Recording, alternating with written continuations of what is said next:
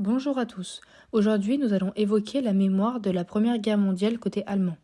Tout d'abord, la Première Guerre mondiale débute le 28 juillet 1914 et se termine le 11 novembre 1918. Cette guerre, aussi appelée Grande Guerre, ne se déroule pas sur le sol allemand, et la plupart de ses morts sont enterrés ailleurs, c'est-à-dire en France. Il y a environ 1 million de soldats qui sont enterrés en France. L'Allemagne n'a donc aucun soldat inconnu, ni de jour férié pour commémorer ce conflit.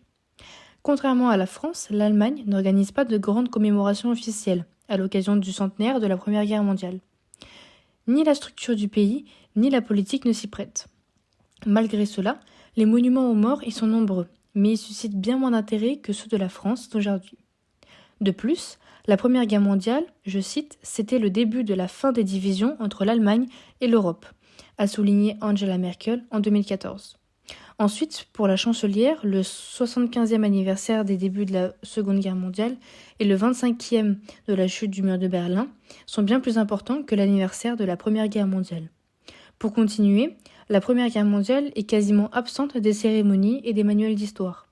Le traumatisme de 1939 à 1945 ayant très largement pris le dessus dans la mémoire collective. La mémoire de cette guerre se retrouve dans des films, des livres, tels que La mémoire allemande de la Grande Guerre, de Étienne François et Éric de Rubercy, sorti en janvier 2014. La mémoire des soldats allemands de la Première Guerre mondiale évolue au fil du temps, reflétant des expériences individuelles variées.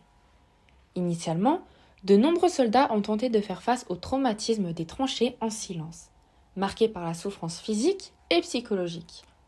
Au fil des décennies, les mémoires se sont exprimées à travers des récits personnels, des lettres et des œuvres littéraires, offrant une perspective plus profonde sur les horreurs du conflit.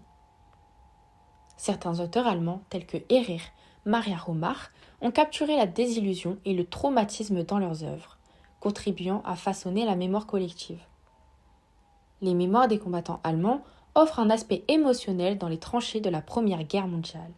Ils révèlent les défis physiques et psychologiques rencontrés par les soldats, témoignant de la brutalité des combats. Ces récits individuels contribuent donc à humaniser le conflit en mettant en lumière les peurs, les espoirs et les sacrifices personnels vécus par ceux qui ont servi sur le front, créant donc ainsi un tableau vivant de cette période. La responsabilité allemande dans le déclenchement de la guerre et les conséquences du traité de Versailles ont également influencé la manière dont ces soldats ont perçu et transmis leurs expériences au fil du temps. Aujourd'hui, ces mémoires individuelles contribuent à la compréhension complexe de la Première Guerre mondiale du point de vue allemand.